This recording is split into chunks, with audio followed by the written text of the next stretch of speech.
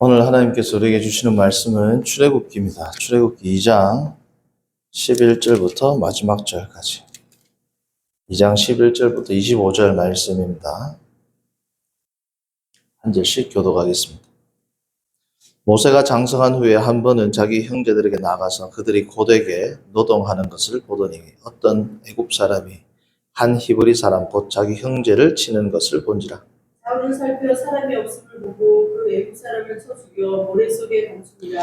이튿날 다시 나가니 두 히브리 사람이 서로 싸우는지라. 그 잘못한 사람에게 이르되 내가 어찌하여 동포를 치느냐 하매 그가 이르되 누가 너를 우리를 다스리는 자와 재판관으로 삼았느냐.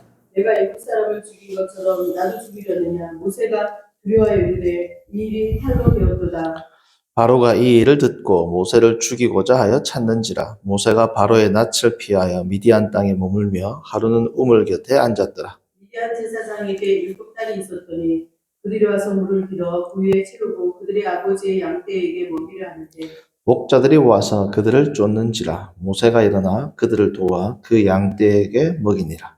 그들이 아버지 루엘에게 이를 때에 아버지가 이르되 너희가 오늘은 어찌하여 이같이 속히 돌아오느냐. 그들이 이르되 한 애굽 사람이 우리를 목자들의 손에서 건져내고 우리를 위하여 물을 길어 양떼에게 먹였나이다. 아버지가 딸들에게 이르되 그 사람이 어디 있느냐.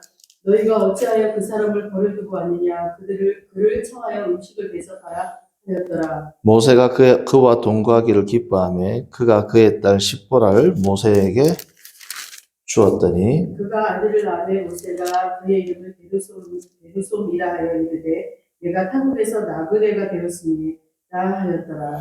여러 해 후에 애굽 왕은 죽었고 이스라엘 자손은 고된 노동으로 말미암아 탄식하며 부르짖으니 그 고된 노동으로 말미암아 부르짖는 소리가 하나님께 상달된지라. 하나님의 그들의 고통 소리를 들으시고 하나님의 아브라함과 이삭과 야곱에게 세운 그 언약을 기억하사 하나님이 이스라엘 자손을 돌보셨고 하나님이 그들을 기억하셨더라. 아멘. 네. 오늘 말씀의 제목은 하나님께서 성도를 성장시키는 법입니다. 하나님께서 성도를 성장시키는 법. 오늘 우리가 읽었던 이 2장 11절부터 25절의 이 본문을 읽어보고 저는 여러분들과 세 가지의 주제로 말씀을 나누고자 합니다. 첫 번째는 오늘 본문에서 우리는 하나님의 한량없는 은혜와 사랑 그리고 지혜와 섭리를 발견하게 됩니다. 오늘 이 말씀을 히브리서 저자는 또 다른 관점에서 해석을 하는데요. 오늘 이 본문을 표를 해놓으시고 히브리서 11장을 봅니다. 우리가 잘 아는 믿음장에 모세를 어떻게 소개하는가. 히브리서 11장 24절부터 26절을 봅니다.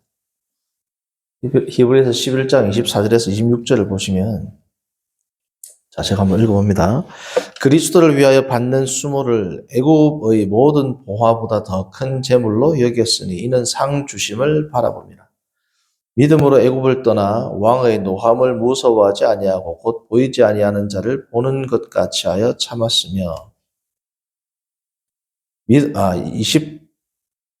27절 아니지 24절부터 26절까지인데 지금 잘못 읽어 26절부터 제가 읽었어요. 24절부터 26절입니다. 다시 믿음으로 모세는 장성하여 바로의 공주의 아들이라 칭함받기를 거절하고 도리어 하나님의 백성과 함께 고난받기를 잠시 죄악의 낙을 누리는 것보다 더 좋아하고 그리스도를 위하여 받는 수모를 애굽의 모든 보화보다 더 큰 재물로 여겼으니 이는 상 주심을 바라봄이라. 자, 오늘 이 말씀을 보시면 제가 예전에도 이 히브리서를 읽다가 의구심이 들었던 게 뭐냐면 11장 24절부터 26절 정말 모세는 이렇게 그의 삶을 시작했습니까? 우리가 오늘 출애굽기를 보면 모세는 물론 그의 자손, 그의 동족이었던 이스라엘 백성이 고난받는 것을 보고 학대받는 것을 보고 나름대로 그의 관점에서 이분이 일어나서 그를 죽이고 애굽으로 도망갔지만 모세는 자 오늘 11장 24절 히브리서 봅니다. 믿음으로 모세가 장성했고 바로의 공주의 아들의 청함받기를 거절하고 도리어 하나님의 백성과 함께 고난받기를 더 좋아하고 그리스도를 위하여 받는 수모를 애굽의 모든 보화보다 더 큰 재물로 여겼기 때문에 광야로 나갔습니까? 우리가 정말 출애굽기와 히브리서를 비교해 보면 이게 안 맞단 말이죠. 출애굽기에서는 모세가 그리스도를 위하여 수모를 받기 위해서 믿음으로 장성해가지고 바로의 공주의 아들의 칭함받기를 거절하기 위해서 하나님의 백성과 함께 고난받기를 자기가 더 추구하기 위해서 광야로 나간 게 아니죠. 모세는 살인을 저질렀고 할 수 있는 게 도망가는 것 외에는 없었습니다. 무슨 그리스도의 영광을 위하고 내가 하나님의 백성과 함께 고난을 받겠다. 마치 히브리서 11장 24절에서 26절은 모세의 삶이 아주 거룩하고 대단한 삶인 것처럼 이야기를 하지만 정작 출애굽기 2장에서 시작되는 모세의 광야 생활의 시작은 살인이었고 도망이었습니다. 모세가 광야로 도망가는 것 외에 할 수 있는 게 있었을까요? 그가 광야에 나간 것은 마치 세례 요한과 같이 자기가 선택해서 나간 게 아닙니다. 그렇죠? 애굽의 보화가 있는데 내가 이 애굽의 보화를 버리고 광야로 가겠다. 그리스도를 위하여, 이때는 그리스도가 없었으니까 하나님을 위하여, 하나님의 백성을 위하여 내가 이 모든 것을 버리고 광야로 가겠다. 이게 아니잖아요. 도망간 겁니다. 도망갔는데 히브리서 기자가 이렇게 평가했다는 것은 누가 이렇게 평가했다는 거예요? 하나님께서 이렇게 평가하셨다는 거예요. 이게 뭐냐? 제가 오늘 첫 번째 말씀드리는 주제이신 하나님의 놀라운 은혜와 긍휼과 사랑과 지혜와 섭리란 말이죠. 시작은 모세가 살인자로 도망가는 삶이었어요. 도망가는 것 외에는 할 수가 없었습니다. 광야로 나가는 게 어떤 사명을 위해서 나간 게 아니란 말이죠. 죽기 싫어서 살기 위해서 도망간 겁니다. 그런데 히브리서 기자, 즉 신약에 들어와서 하나님께서는 어떻게 평가하느냐? 오늘 우리가 읽었던 것처럼 히브리서 11장 24절부터 26절과 같이 더 나아가서 27절 보십시오. 믿음으로 애굽을 떠나 왕의 노함을 무서워하지 아니하고 곧 보이지 아니하는 자를 보는 것 같이 참았으며 27절부터는 그럴 수 있죠. 그러나 24절부터 26절을 보시면 모세의 어찌 보면 살기 위해 했던 이 비겁한 행동을 하나님께서는 비겁한 행동으로 평가하는 게 아니라 위대한 믿음의 행보를 첫 발을 내디는 것으로 하나님은 평가하십니다. 이게 하나님의 은혜죠. 우리의 죄, 우리의 실수로 인해서 도망가기는 삶을 시작했는데 하나님은 그것을 어떻게 평가하신다? 사명자의 삶을 시작하는 것으로 하나님은 평가하신다. 더 나아가서 모세 전체의 인생을 보면 사명의 발걸음이 된 거죠. 어쨌든 결과적으로는. 하나님께서는 살인자 모세, 비겁한 사람 모세, 자기의 목숨을 전전긍긍했던 그 모세를 히브리서 11장 24절부터 26절, 24절 이하의 이 모세로 누가 바꾸신 겁니까? 하나님이 바꾸신 거예요. 그래서 우리가 출애굽기 2장 11절부터 25절을 보면 하나님의 놀라운 섭리를 볼 수 있습니다. 하나님께서 어떻게 한 인물을 세우시느냐. 그래서 오늘 말씀의 제목이 뭐라고요? 하나님께서 성도를 성장시키시는 분. 어떻게 성도로 세우는지, 어떻게 성도를 성장시키는지를 우리가 출애굽기 2장 11절부터 25절과 히브리서 11장 24절 이하의 이 병행 두 개의 본문을 대조해 보면 딱 나온단 말이죠. 모세를 하나님께서는 이러한 존재로 세우셨습니다. 어떻게? 모세의 의지가 아니라 하나님께서 모세가 그렇게 살 수밖에 없도록 어떻게 했어요? 하나님께서 드라이브를 거셔가지고 인생을 그렇게 광야 가운데 생활하도록 누가 하신 겁니까? 하나님이 몰고 가셨는데 하나님께서는 히브리서를 보면 모세가 이러한 자라고 평가를 하시니 얼마나 하나님의 큰 은혜냐 이거죠. 이게 하나님의 은혜고 사랑이고 긍휼입니다.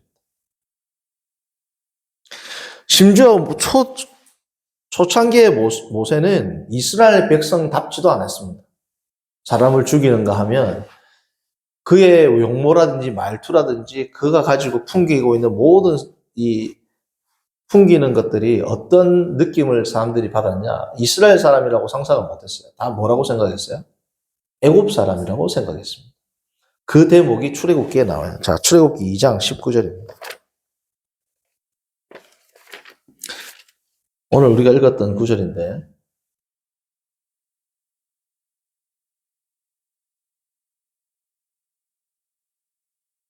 2장 16절부터 읽어봅니다. 미디안 제사장에게 7달이 있었더니 이 미디안 제사장이 누굽니까? 이드로거든요. 그들이 와서 물을 길어 그 위에 치우고 그들의 아버지의 양떼에게 먹이려 하는데 목자들이 와서 그들을 쫓는지라 모세가 일어나 그들을 도와 그 양떼에게 물을 먹인 거죠. 18절. 그들이 그들의 아버지 르우엘에게 이르들 때 아버지가 이르되 너희가 오늘은 어찌하여 이같이 속히 돌아오느냐. 자, 19절. 그들이 이르되 어떤 사람이? 한 히브리 사람이 이렇게 안 합니다. 애굽 사람. 모세는 영락 없는 애굽 사람이었죠. 어려서부터 어디서 자랐습니까? 애굽 궁전에서 자라고, 애굽 의복을 쓰고, 애굽어를 쓰고, 애굽의 식습관 이렇게 쭉 자랐지 않겠습니까? 심지어 이스라엘 백성답지도 않은 한 살인자, 비겁자를 하나님께서 어떻게 하신다? 이러한 가장 구약에서 위대한 성취의 바늘로 올려놓는다 말이죠. 그게 뭐라고요?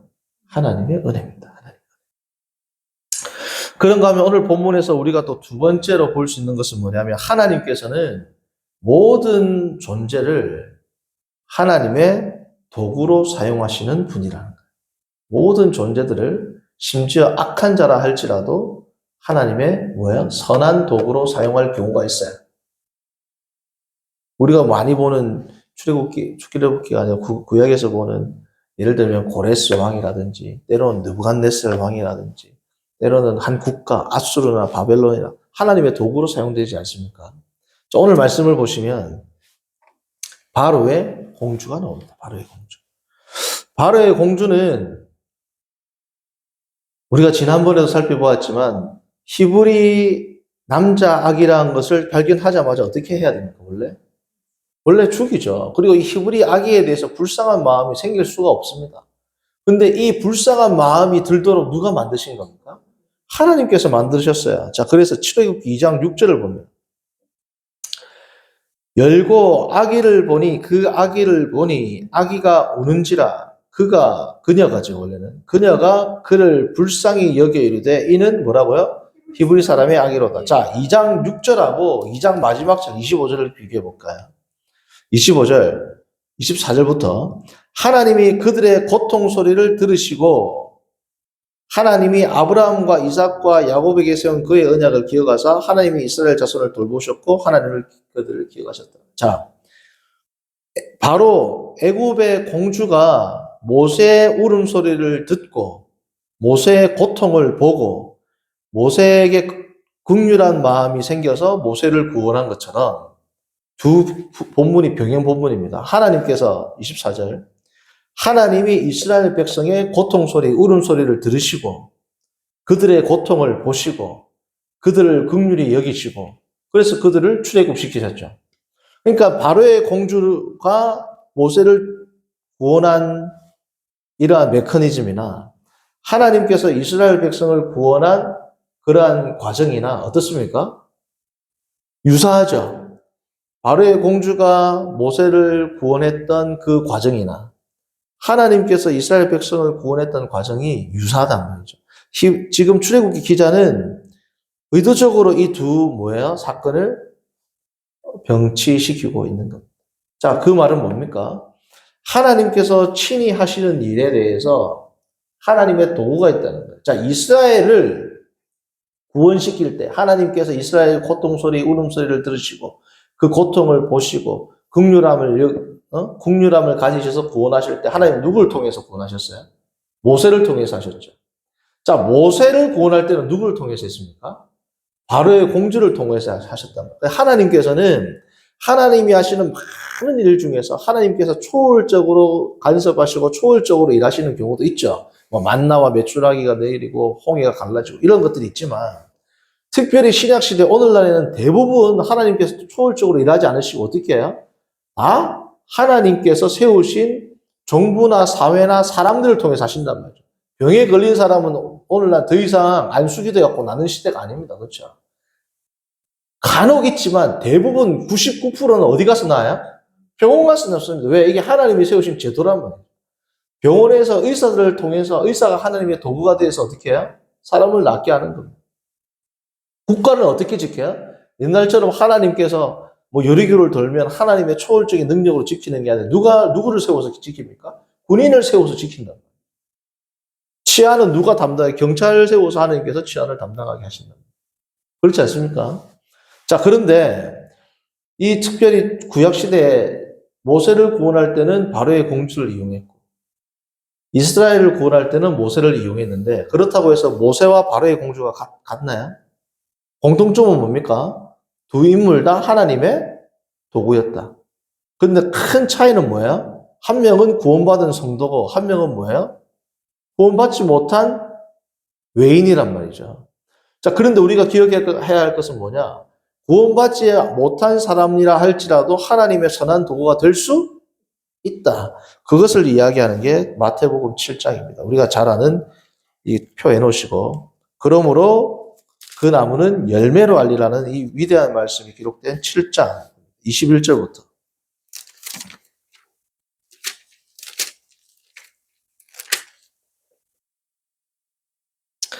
20절부터 봅니다. 자, 마태복음 7장 20절. 이러므로 그들의 열매로 뭐라고요? 그들을 알리라. 자, 그들의 열매가 뭐냐? 열매가 뭐냐를 설명하는데 21절부터 봅니다. 사람들이 생각하는 열매는 이런 거죠. 나더러 주여 주여 하는 자. 주여 주여 하면 이것이 신앙의 열매로 생각하는 겁니다. 그렇죠? 주여 주여 하는 자마다 다 천국에 들어갈 거라고 생각을 했지만 들어가는 것이 아니요. 다만 하늘에 계신 내 아버지 뜻대로 행하는 자가 뭐예요? 이게 열매라는 거예요. 자, 22절. 그날에 많은 사람이 나더러 이르되, 자, 대부분의 사람들이 열매라고 생각하는 것. 첫 번째, 우리가 주의 이름으로 선지자 노릇하라. 내가 목사였습니다. 그렇죠? 이거죠. 두 번째, 주의 이름으로 귀신을 쫓아냈습니다. 주의 이름으로 권능을 행했습니다. 자, 성도님들, 어떤 목회자는 어떤 사람이 있는데 안수하면 병이 떠나가요. 예? 그 사람을 보고 저 사람은 구원받지 못하겠구나라고 생각할 사람이 있겠습니까? 이 땅에서? 설교를 하면 수많은 사람들이 눈물바다를 이루고 교회가 부흥하고 성장해요. 이런 저 목사는 구원 못 받겠지라고 생각하는 사람이 있겠냐고요. 그러나 오늘 성경에서는 뭐예요? 그런 사람도 구원 못 받을 수 있다라는 겁니다. 안수를 했더니 귀신 들린 자가 귀신이 떠나갔어요. 얼마나 큰 능력이에요. 사람들은 이것을 능력이라 이야기하죠. 자, 근데 이 능력과 구원이 관계가 있다 없다? 예수님의 말씀은 없다는 겁니다. 수많은 사람들을 모으고 위대한 설교자가 되고 권능을 행하고 안수할 때는 병이 떠나고 귀신이 나가고 지금으로 말하면 광화문 집회에서 큰 일을 하고 설교를 하고 사람들을 모으고 그것하고 구원이 관계가 있다 없다? 없다는 거란 말이죠. 구원은 뭐하고 관계가 있다? 열매하고 관계가 있다. 그 열매가 뭡니까? 24절부터 나온다. 누구든지 나의 말을 듣고 순종하는 자. 듣는 거는 다 듣습니다. 모래 위에 세운 자나 반석 위에 세운 자나 다 들어요. 근데 뭐가 틀려요? 한 명은 순종하느냐, 한 명은 순종하지 않느냐. 열매를 맺느냐, 열매를 맺지 않느냐. 이 열매는 바울 서신에 가면 뭐가 나옵니까? 성령의 9가지 열매가 되겠죠. 순종의 열매, 성도의 열매가 되겠죠. 자, 그러니까 모세를 구원하는 이 위대한 일, 이스라엘을 구원하는 구약에서 가장 위대한 모세를 구원했다고 해서 이 여인이 구원받은 백성이 될 수 있습니까? 그것과 구원은 관계없단 말이죠. 큰 일을 행한 것과 구원이 관계가 없다는 겁니다. 사회적으로, 교회적으로, 지금 정치적으로 보수 목사가 있고 진보 목사가 있고 큰 사회적인 일을 한다. 그거하고 구원이 관계가 있어요, 없어요? 없단 말이에요. 심지어 교회 내에서 일어나는 안수, 권능, 위대한 설교, 그것과도 뭐예요? 없다. 모세를 구원했는데 구원을 받는 것과 관계가 있다 없다? 없다는 거란 말이죠. 그것과 구원은 관계가 없는 겁니다. 하나님의 도구가 된 것과 도구이기 때문에 구원을 받는 것과는 관계가 없다. 도구와 성도는 큰 차이가 있다는 겁니다. 그것을 우리가 지금 오늘 본문에서 알 수 있는 겁니다. 자, 그러면 도구하고 단순한 하나님의 도구가 된 자와 하나님의 성도와의 차이가 뭐예요? 마태복음을 보면 뭐예요? 열매를 맺는 것입니다. 갈라디아서를 보면 뭐예요? 성령의 9가지 열매를 맺는 겁니다. 성경 전체 교리를 살펴보면 뭐예요? 본성이 변화된 사람이란 말이죠. 고린도후서의 말씀과 같이 이전 것은 지나갔으니 보라 새 것이 되었다. 새로운 피조물로 변화되는 것. 사람이 죽었다가 살아났는데 어떻게 다 같은 사람이겠냐고. 다른 사람이죠. 이것을 예수님은 뭐라고 해요? 니고데모에게는 거듭난 자는, 다시 태어난 자는. 다시 태어난 자라는 이 헬라어는 두 가지 뜻입니다. 다시 태어나다는 뜻이 있고 위로부터 태어난다. 위에서부터 주는 생명으로 태어난다는 의미가 있단 말이죠. 그러니까 본성이 뭐예요? 성품이 바뀐 겁니다. 그런데 위대한 능력을 행하는데 여전히 이기적이고 여전히 교만하고 여전히 자기만 알고 여전히 탐욕에 쩌들어 있고 여전히 권위의식이 있고 여전히 사람들의 인기를 추구한다면 이 사람은 뭐예요? 열매가 있어요? 없어요? 예수님은 단 한 번도 사람을 살리고 죽은 자를 치유하고 설교를 하고 많은 사람들을 돌아오게 하고 많은 사람들에게 위대한 말씀을 선포하고 귀신을 쫓아내고 방언을 하고 예언을 하고 은사를 하는 것을 열매라고 이야기한 적이 있다 없다? 없단 말이야 이게. 이건 열매 아닙니다. 다시 말하면 지옥 백성도 이것을 행할 수 있다 없다? 있다는 뜻이에요. 왜요? 예수님 뭐라고 합니까? 23절. 그때 내가 그들에게 밝히 말하되 내가 너희를 도무지 뭐라고요? 알지 못한다. 그 뒤에 말이 더 충격입니다. 뭘 행했다? 너희는 선행을 했다. 하나님 나라의 의를 행했다가 아니고 뭘 행했다 그래요? 불법을, 설교를 하고 사람을 살리고 귀신을 쫓아내고 예언을 하고 안수를 하고 권능을 행한 모든 것들이 뭐라는 겁니까? 불법이라는 겁니다. 이게 성도님들 뭐야? 충격이에요. 충격. 마지막 때가 되면 충격받을 사람이 한두 명이 아닐 겁니다. 예수님의 백보자 심판대 앞에서 충격받을 사람이 한두 명이 아닐 거란 말이죠. 자기는 천국에 들어갈 거라고 확신했는데 지옥에 가는 사람이 있는가 하면 자기는 교회에서 정말 별 볼 일 없다고 생각하는데 예수님께서 큰 상급을 주는 사람이 있을 거란 말이에요. 수많은 반전이 일어날 겁니다. 이게 뭐야? 처음 된 자가 나중되고 나중된 자가 먼저 되는 거란 말이에요. 이러한 우리가 도무지 상상할 수도 없는 온몸을 떨 수밖에 없는 그런 반전의 현상이 마지막 백보자 심판 때에 대해서 일어날 것이란 말이에요. 얼마나 황당하겠어요. 수많은 권능을 행했는데 예수님께서 너는 모든 것이 이 땅에서 행했던 모든 것들은 다 뭐다? 불법이었다. 내가 너희를 알지 못하니 내게서 떠나가라. 이 말은 뭐예요? 지옥으로 들어가라 이 뜻이란 말이에요. 얼마나 황당하겠냐. 차이는 뭐다? 외적으로 드러나는 소위 말하는 능력이 아닙니다. 사람들은 누군가는 혹자는 내한테 이게 네가 개척을 하려면 능력을 받아야 돼. 무슨 능력 이야기하는 겁니까 도대체? 안수를 하면 사람들이 낫고 설교를 하면 사람들이 모이고 병을 치유하고 귀신을 쫓아내고 그게 능력인가요? 능력이 될 수도 있겠죠. 될 수도 있는 겁니다. 그런데 오늘 말씀을 보면 이게 능력이 아니다. 능력의 현상일 수도 있지만 이건 능력이 아닙니다. 능력이 뭐야? 사도행전 1장 8절에 나오는 뭐예요? 오직 너에게 성령이 임하면 너희가 뭐라고요? 권능을 받고 능력을 받고 이게 능력이에요. 근데 이 능력은 뭡니까? 예루살렘과 온 유대와 사마리아와 땅끝까지 이르러 내 뭐야? 증인이 되리라. 예수 그리스도의 증인, 말투스. 증인이라는 뜻은 무슨 의미도 있습니까? 두 번째 뜻 헬라어로 순교자라는 뜻이 있단 말이에요. 너의 모든, 그래서 여기서 나온 게 마터라는 영어 단어입니다. 말투스에서 나온 게 마터란 말이에요. 마터. 너희는 나를 위해서 너의 목숨까지도 던져서 복음을 증인하는 삶을 살 수 있는 그 위대한 용기, 위대한 은혜, 위대한 사명감, 나의 생명까지도 아끼지 않고 복음을 위해서 모든 것을 던질 수 있는 그게 뭐야? 그게 능력인 거예요. 화려하게 뭐 병을 치유하고 안수하면 뭐 낫고 예언을 하고 환상을 하고 뭐 앞에 일을 다 척척 맞추는데 예수님을 위해서 나는 포기할 준비가 안 돼 있어요. 나는 사람들에게 나에게 주는 그러한 여러 가지 인정, 여러 가지 나에게 오는 혜택을 누리면서 그것을 이용하고 있다라면 나 자신도 나를 속일 수 있겠지만 예수님이 볼 때는 다 뭐 한 겁니까? 불법을 행한 거랍니다. 많은 사람들이 제가 개척을 하면 그러한 능력이 있느냐를 물어보는 사람이 있고 그게 무슨 능력이냐고. 그거는 예수님 안 믿는 모든 다른 이방 종교에도 다 나타나는 현상입니다. 다른 종교에도 뭐예요? 기적이 있습니다. 사람들은 왜 이상한 것들을 믿는가라고 2000년 초반에 나온 책이 있거든요. 한번 읽어보세요. 모든 종교에는 기적이 다 있어요. 방언이 있습니다. 신유가 있단 말이죠. 그럼 그게 다 뭐예요? 성령의 권능입니까? 성령의 권능 아니란 말이죠. 오늘날도 성령의 능력까지도 세상적인 것으로 추구하는 사람들이 지금도 신앙생활을 10년, 20년, 30년 한 사람들 가운데도 있단 말이죠. 얼마나 이게 안타까운 일입니까? 그 모세가 처음은 그러한 모난 사람 살인자였지만 우리가 아까 히브리서 읽은 것처럼 하나님께서는 완전히 믿음의 사자로 뭐예요? 모세를 변화시켰고 모세의 성품이 변했죠.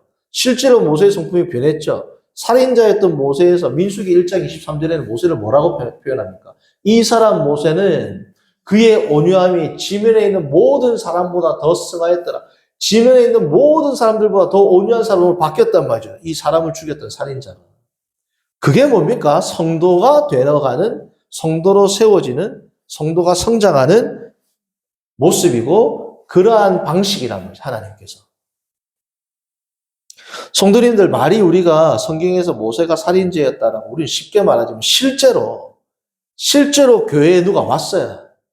왔는데 실제로 살인을 해가지고 교회 감옥에서 교도소에서 한 20년 동안 복역하다가 나와서 교인으로 등록했어요. 이 사람이 살인자라는 걸 알았어요. 성도님들 우리가 어떻게 돼야 할까요? 정직하게 한번 생각해 보세요. 아, 저분이 이제는 교회에서 변화돼가지고 성도가 되었다는데 살인했다더라. 그럼 어떻게 돼야 할까요? 우리는 따뜻하게 우리 교회는 맞아줄까요? 천만에요. 제가 경험한 바로는 교회 성도 가운데 이혼만 해도 그 교회 못 다닙니다. 사람들이 수군거려가지고. 집안에 아이가 무슨 아들이나 딸이 어떤 실수를 하거나 어떤 뭐 큰 일도 아닌데 뭐 어떤 일들이 안 좋은 일들이 생기면 어때요? 다 소문 다 나요. 제가 있었던 교회는 물어보지도 않았는데 성도들이 누구는 뭐 집행유예를 받거나 물어보지도 않아요. 제가 교회에 부임해가지고 몇 달 되지도 않았는데 알아서 이야기를 다 해준단 말이에요. 나한테. 그러니까 살인을 하고 교회에 들어왔다? 성도가 됐다? 그 사람이 정말 이 교회에 정착하기가 쉽겠습니까? 어렵습니까? 어렵단 말이죠. 그런데 하나님께서는 그 사람을, 살인자인 사람을 뭐로 세우셨다? 구약에서 가장 위대한 선지자로 세우셨다. 이게 하나님께서 성도를 세우시는 방식이란 말이죠. 우리가 생각하는 방식하고는 다릅니다. 완전히 다르단 말이죠.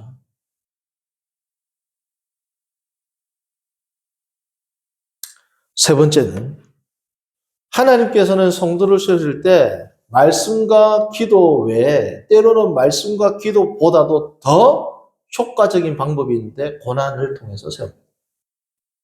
말씀과 기도를 아까 중요하지 않다는 뜻이 아니라 말씀과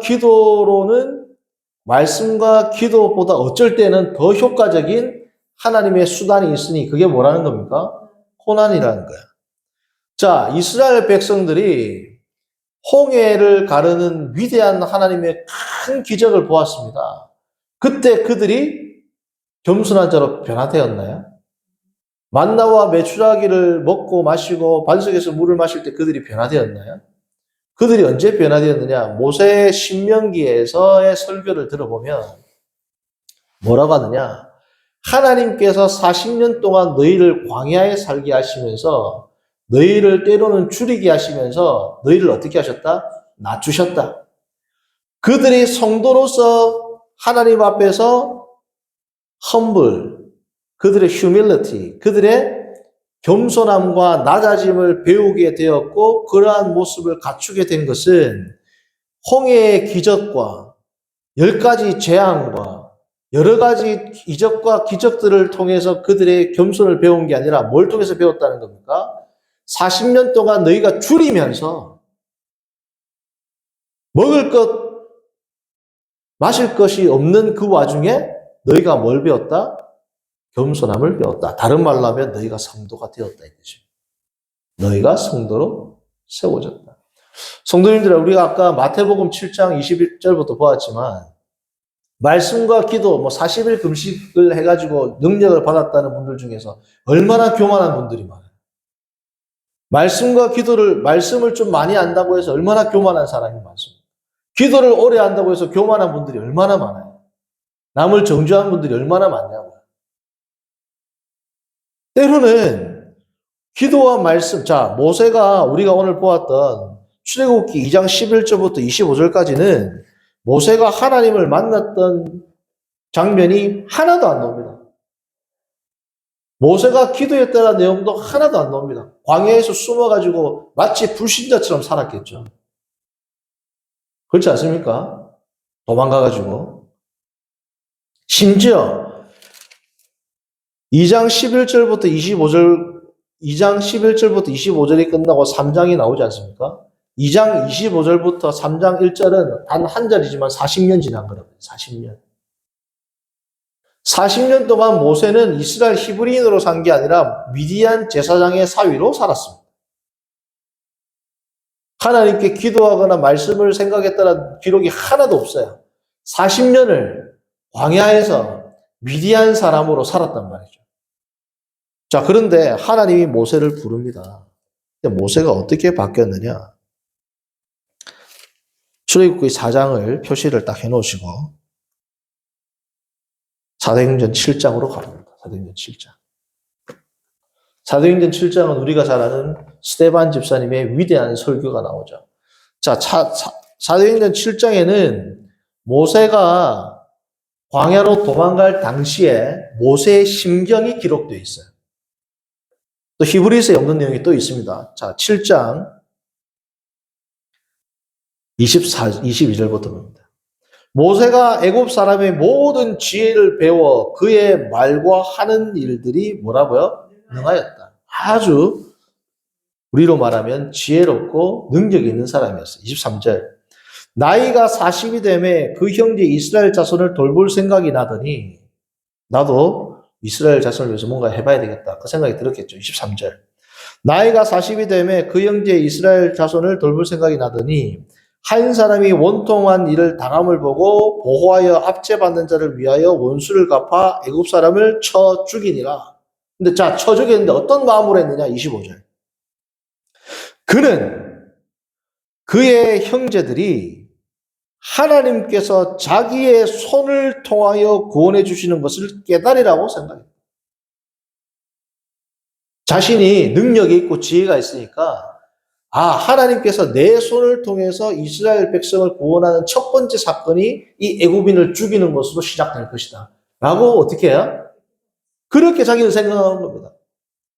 자, 이 교만한 모세의 마음을 어떻게 알 수 있느냐? 하나님께서 자기를 통하여도 아닙니다.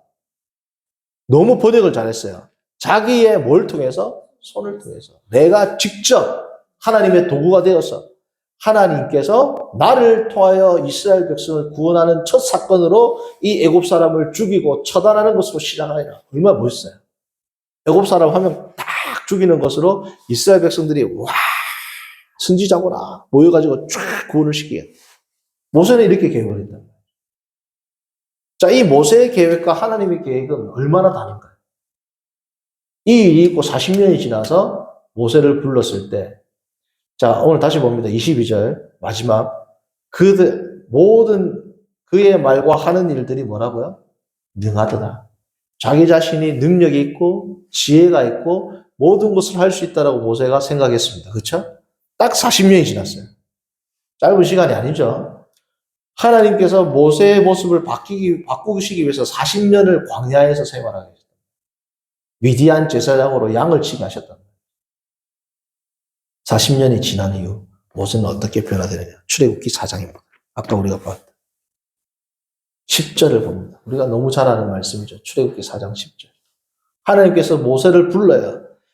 40년 전 모세였다면 주여 나를 보내소서 내가 주님의 일을 하겠나이다 했겠죠.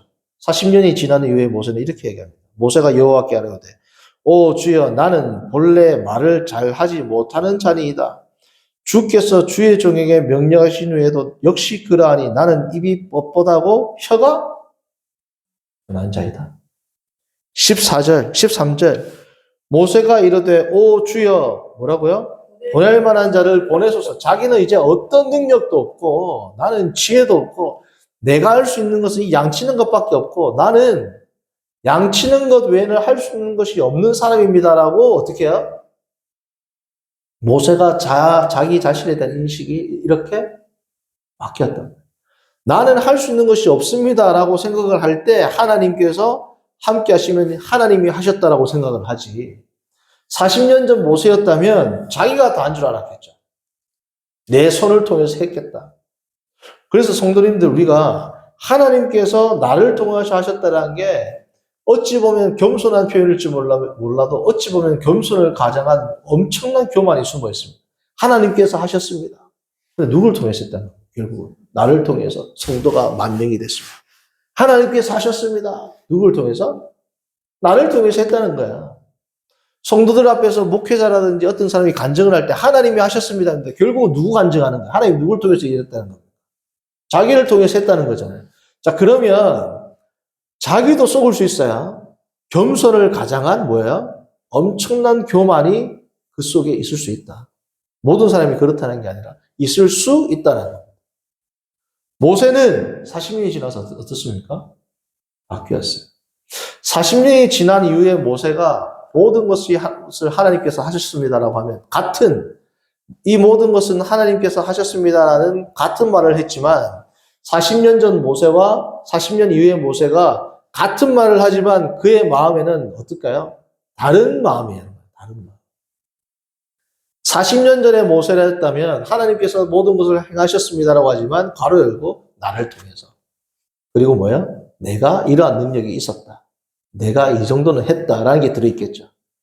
40년 이후에 모세는 정말 하나님께서 뭐예요? 지렁이와 같은 나를 들어 쓰셔가지고 입이 둔하고 혀가 뻣뻣한 이 나를 하나님께서 들어서 이스라엘 구원하게 하셨다. 정말 하나님이 하셨다. 이렇게 된단 말이에요. 근데 사람들이 들을 때는 몰라요. 하나님이 하셨습니다라고 다 말하는. 모른단 말이에요. 그러나 하나님과 자기는, 아니면 때로는 자기도 모르지. 하나님은 뭐예요? 아신단 말이에요. 그래서 40년 전 모세와 같은 사람들이 능력을 행하면 예수님께서 오늘 우리가 읽었던 것처럼 너희는 다 뭘 행했다? 불법을 행했다. 나는 너를 모른다. 너의 모든 능력은 너의 교만을 겸손으로 치장하는 수단이었음을 나는 안다. 예수님의 이름을 불렀다. 분명히 이야기하죠. 내가 귀신의 이름으로 권능을 행하고 그랬습니까? 내가 주의 이름으로 권능을 행하고 그랬습니다. 주여 주님이 행하셨습니다라고 권능을 행했지만 너는 입으로는 주라고 얘기했지만 이것은 너의 교만을 치장하는 가장 정교한 수단, 가장 가증스러운 수단으로 나의 이름을 불렀다는 것을 누구는 알았다는 겁니다. 주님은 예수님을 알았어요. 그러니까 너는 뭘 행했다는 거야? 불법을 행한 겁니다. 성도님들 우리가 드라마 보잖아요. 제일 속 터지는 사람들이 뭐야? 간사하고 거짓말하는 사람이죠. 이런 거예요. 회장님이 100억을 주고 너를 도와주셨어. 그런데 이 사람이 누가 했다는 거야? 내가 너에게 100억을 줄게. 그럼 이 받는 사람은 누가 준 줄 알아요? 그 사람이 준 줄 알죠? 똑같단 말이죠. 주의 이름으로 권능을 행했다고 하지만 많은 사람들이 주를 안 보고 누구를 봐요? 권능을 행하는 그 사람을 보겠다라면 문제가 있단 말이죠. 그렇지 않습니까? 그 마음을 누구는 꿰뚫어 보고 계신다? 우리 주님은 꿰뚫어 보고 계시고 백보자 심판대 앞에서 불법을 행한 자라고 예수님은 평가하실 거라. 말씀을 맺습니다. 하나님께서 성도를 세우시는 방법은 다양해요. 때로는 말씀을 통해서, 때로는 기도를 통해서. 그러나 말씀과 기도를 통해서 교만해진 사람들이 있다면 그 교만을 꺾으시기 위해서 뭘 사용하신다? 고난을 사용하시는데 때로는 40년을 사용하실 수도 있다. 그러나 그 고난의 기간은 하나님의 훈련의 기간입니다. 하나님께서 성도를 세우시는 법, 우리가 오늘 살펴보는데 첫 번째는 뭐다? 하나님의 무한하신 지혜와 은혜와 섭리와 사랑과 긍휼을 우리는 알 수 있다. 두 번째, 도구와 성도는 다르다. 세 번째, 이 성도를 세우실 때에는 하나님께서는 고난을 사용하실 때도 있다. 그러므로 고난 가운데 있을 때 하나님께 내가 온전히 훈련받는다 생각하고 주님 앞에서 나의 교만을 내려놓고 나의 겸손함을 하나님 앞에서 내가 겸손한 성도로 세워진다라고 생각하고 주님께 감사하며 나갈 수 있다는 겁니다. 성도님들, 우리가 성도로 세워진다는 것은 천편일률적인 방법으로 성도가 세워지는 게 아니야. 내가 생각하는 틀로 어떤 다른 성도들을 보아서는 안 됩니다. 내가 생각하는 틀로 하나님의 능력을 재단해서도 안 돼요. 내가 생각하는 틀로 어떤 사람이 행하는 모든 일에 대해서 판단하면 안 돼요. 왜요? 하나님께서 성도를 세우시는 법은 60억 인구가 있으면 60억 개가 있단 말이죠. 다 달라요. 내가 하나님께서 나를 다듬으시고 나를 만드시고 내가 하나님의 일을 수행하는 그 방식으로 모든 성도들을 보아서는 안 된단 말이죠. 하나님의 다양한 하나님의 섭리와 지혜를 나와 모든 성도가 주님 앞에서 함께 세워져 나간다는 것을 깨닫고 또 나한테 적용할 때는 뭐야? 내가 오늘도 도구인지 아니면 성도인지 내 심령 가운데 성령의 열매가 맺히는지를 늘 점검하며 살아가는 복된 성도님들 되기를 바랍니다. 거룩하신 하나님 아버지, 오늘 우리가 출애굽기의 말씀을 통해서 하나님께서 성도들을 어떻게 세우시는지를 다시금 생각하게 하심을 감사합니다. 하나님, 내가 능력을 나타내기 위해서 능력을 달라고 또한 여러 가지 것들을 행할 수 있는 힘을 달라고 기도하기 이전에 불법을 행하지 않는지를 먼저 살피게 하시고 내 마음 심령 가운데 정말 성령의 열매, 말씀의 열매가 맺히기를 더욱더 사모하는 모든 성도들 되도록 인도하여 주옵소서. 예수님의 이름으로 기도합니다. 아멘.